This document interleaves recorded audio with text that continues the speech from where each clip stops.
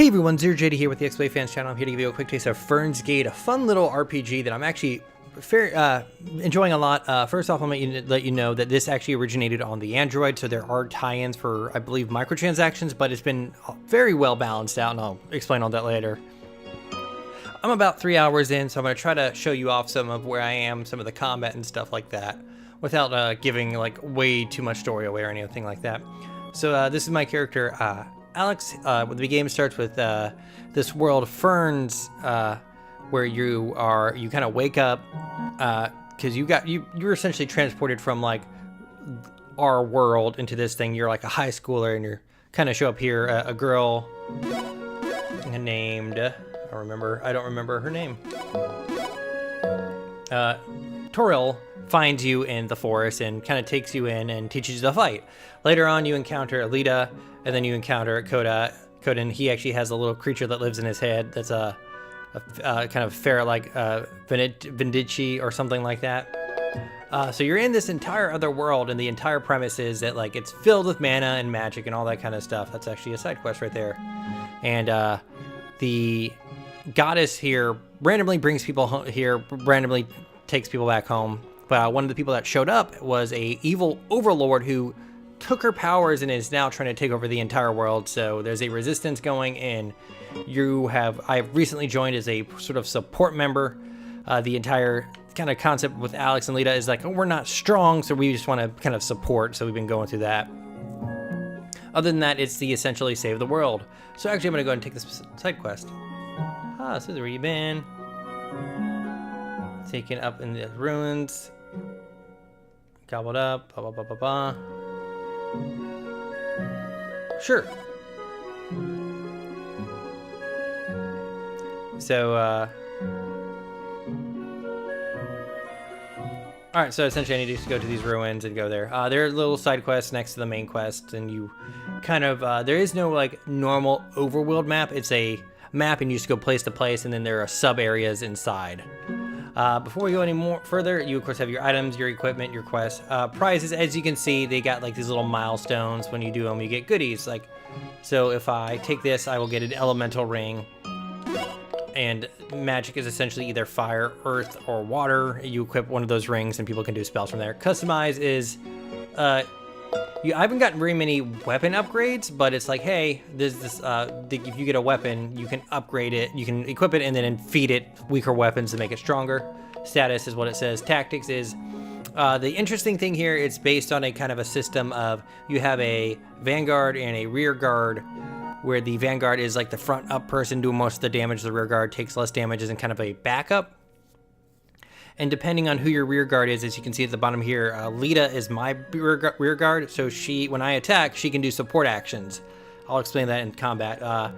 The middle girl, I'm not gonna even try to say her name, has a ferret, the Baron ferret. Yes, it's great. As her backup. So he actually has separate attacks he can do and all that kind of stuff. And Koda has, I don't remember his name, but it's pretty amazing. But you got like all this information, all that, and all her. Secret House is essentially a little time thing where you can like grow seeds, send out dudes on things to do. Like this one here, Slime is about to come back, and you'll get rewards. Shop is essentially what it says. This is the tie-in from the microtransactions, I assume, where you're exchanging gems for items and stuff like that. I assume you can just buy gems. And then they have jar breakers, which is essentially a random chance kind of thing. So I have a whole bunch of tickets, so let's break a jar. So they're gonna break a jar, and then I'm gonna get something inside. This is very non-offensive and not at all like, you know, I'm not being sarcastic. Like I did it for the tutorial, and I've had like absolutely no issue getting through this game at all. I finally got a new sword for my main guy. So I'm just gonna go back here, equip it. Let's get plus 26 attack. And then I got an axe, but I wonder... No, I don't want to use that. So I'm gonna actually go to my customization, pick him, and I want to be like, hey, I want to upgrade the short sword. We're gonna equip this, and then just confirm, and then simple as that. And it just gains experience points. There's stores where you can buy weapons, and I guess you can kind of force that to happen. Other is just essentially like the different magics you have. I'll explain that because you can actually combine magics, which is really fun. So we're gonna go ahead and go.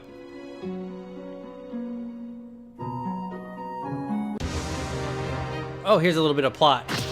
Oh, these two hate each other, by the way. So the guy, Balthazar, the guy on the right with the third eye, was supposed to set up a whole bunch of stuff happening. We're gonna, let's go ahead and skip this to not spoil anything. But he was, actually, we'll see right here. He was supposed to build a portal. We stopped it, but he wasn't allowed to kill us because since we had a lot of mana, that guy up here in the top, Overlord here, wants to either absorb our power or turn us into monsters. So it was kind of a reason for them not to do anything. The guy with clairvoyance is able to kind of, the third eye is able to kind of see what's happening. And I'm going to thumb through this because I really don't want to spoil it. It's actually a fairly interesting and fairly well written story.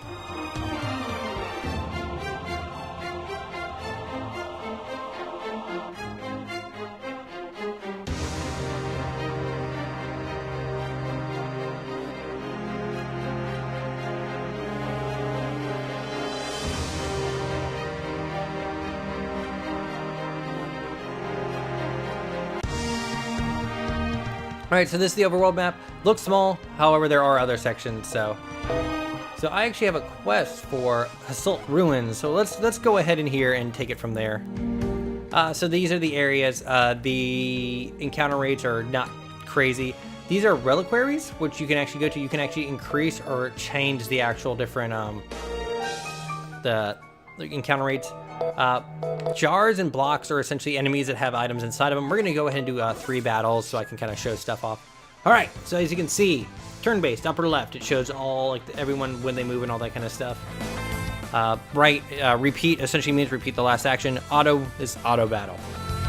So, as you can see here, the girl, I can't say her name, her turn is up. So she actually has her normal skills. She then has what they call a Brave Strike, and then we have this, my character has the unique ability to receive special attacks from other people and use them later. But for now, I'm going to use, I'll take that, which is a Steal. And now I can use Baron behind her. The backup person will always fight after that person. So I can either buff her attack, or he can use a separate, different attack like Cure or anything like that. Or you can use an item. For now, I'm just going to have him buff. The more you use skills, the more they level up, the more efficient and more damage they do. Alright, so this guy actually has magic. So what I have here is Fire, Heat Soul, and if you can see it says like 1 to 2 here. That means if I use it another time, it'll go to level 8 and so on. You learn new skills the higher the level you are and all that kind of stuff. So if you'll notice here, this fire icon has a star on it.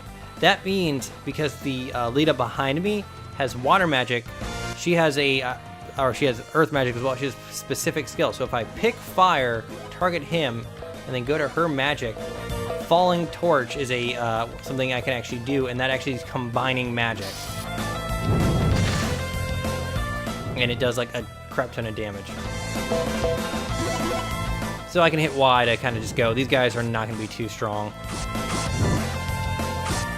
And of course, there are special kind of monsters. There are monsters that will explode if you don't kill them fast enough. There are Titan monsters that do a lot of damage. And then there are silver monsters that are essentially just like, we're just going to give you just tons of experience points and money if you defeat us. So let's kind of keep going. That's perfect. So if I need to kind of kill him. I actually think I took a fairly big chunk of magic damage. So my guy should be back. So slime is back, so we're gonna see the result. It was a success, and it got me made coins. Made coins are essentially things I can exchange in towns to get goodies. So this is one of my new guys. I'm gonna dispatch him.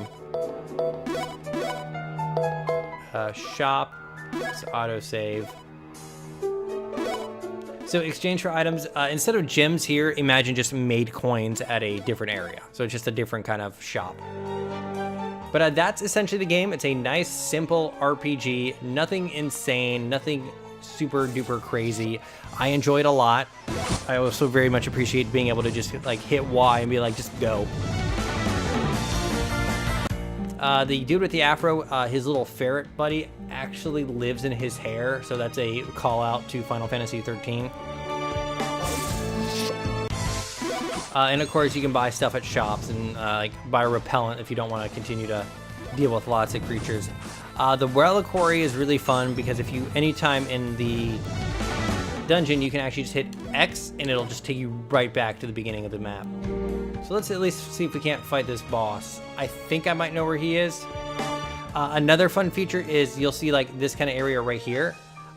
Normally my characters can't do it, but if I hit the bumper, I can actually switch to him and he'll send out Fabachi.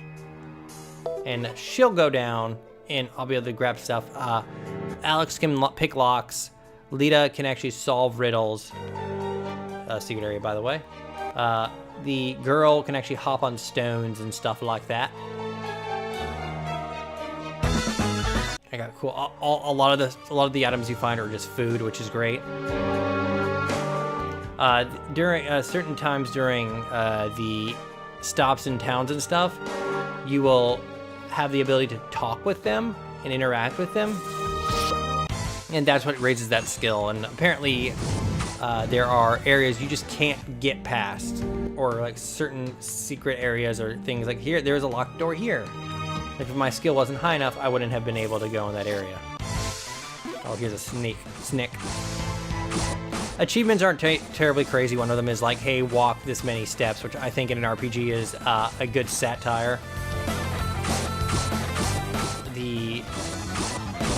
As you can see, they actually have certain tactics here, so I can actually, if I hit Y and go to tactics, it'll essentially be like, hey, what do you want them to do, and all that kind of stuff. Buddies are essentially that. Like, there's Sir Cactus, by the way, is that guy's name, which I think is beautiful.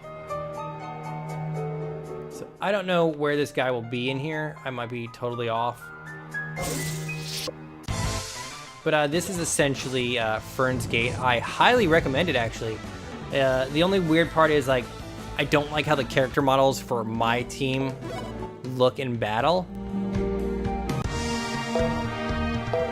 Let's go to the village and we will wrap it up there.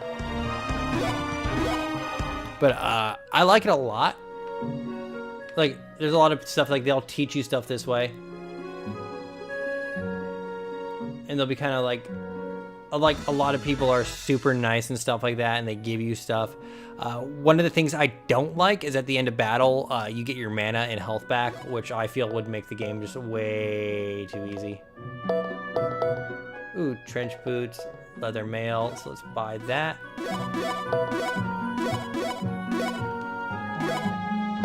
Ooh, secret house. I also like that, hey, it's secret house.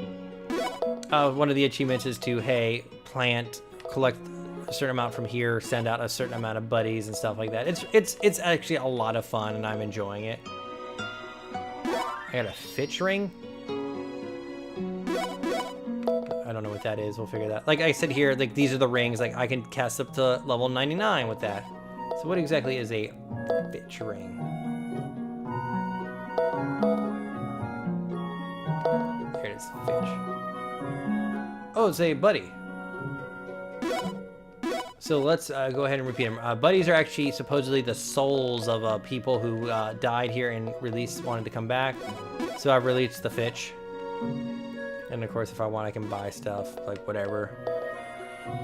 I like that a lot of items are just food. Like the jars and stuff, you can buy like a crowbar. Oh, here we go. So I can't do that one yet, but I think. No, there is not a thing in here. But I'm sure at some point I'll be able to train Alex more in like the lockpicking and stuff. But so far I'm enjoying this game a lot. The story is interesting. It's a weapons chest. Goblin ring. It's another. But thank you so much. This is Fernz Gate, Fernz Gate. I would highly recommend it. I'm enjoying it a lot.